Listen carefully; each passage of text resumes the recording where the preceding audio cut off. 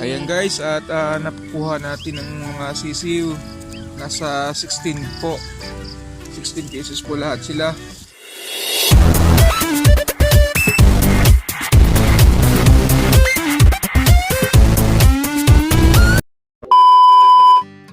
Ayan guys, kumusta po? Good morning. Ngayon po ay magtutuntun tayo ng ating mga sisiw ng turkey o pabo. Ayan. At kukunin po natin sila. Ayan po. At napisa na po yung ating mga turkey sisiw. Kukunin po natin ang ating turkey. Ayan, ang cute po nila oh.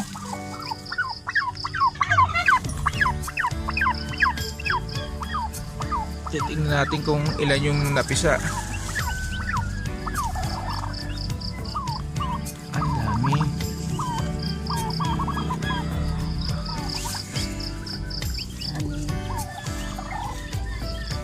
Ayan ata.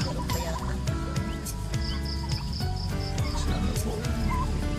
Ang cute naman nila.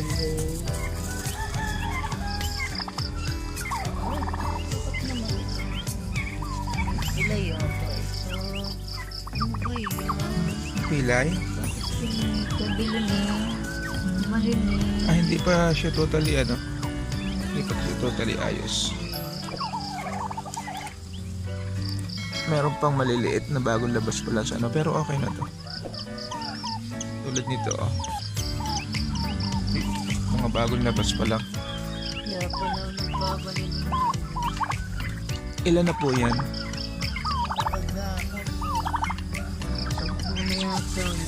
Ayan mga farmers, at makikita po inyo ilan na to? 1, 2, 3, 4, 5, 6, 7, 8, 9, 10, 11, 12. Tingnan mo nga, Meron pa dito 12. Ayan 13 13 14 14 na po, 14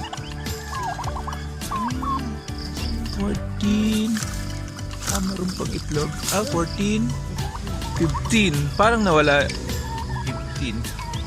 Parang nawala yun.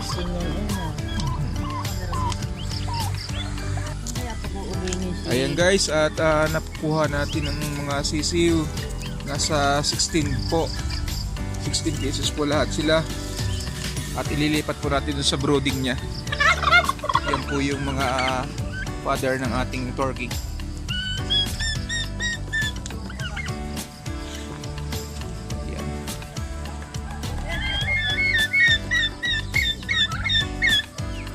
Ayan, andito po yung ginawa natin na brooding.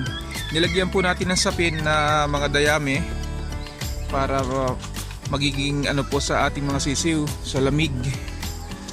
Ayan, at lalagyan natin yung nanay nila.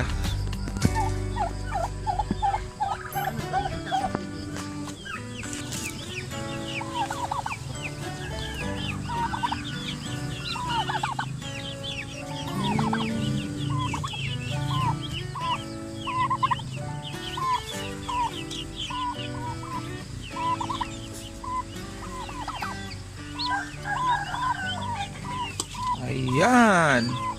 Yan po lahat. Nilagay na natin yung mga sisiw ng ating turkey. Bali po nasa 16 head po yung mga sisiw na napisa. Lahat po ay napisa yung kanyang mga itlog. Kaya ito po, at magpaparami na naman tayo ng ating alagang pabo. Yan. At ito po yung mga kapatid niya oh. Malalaki na rin po yung mga kapatid natin na pabo na unang nagpisa. Ayan. Thank you guys sa inyong panonood. At happy farming po. Bye bye and God bless.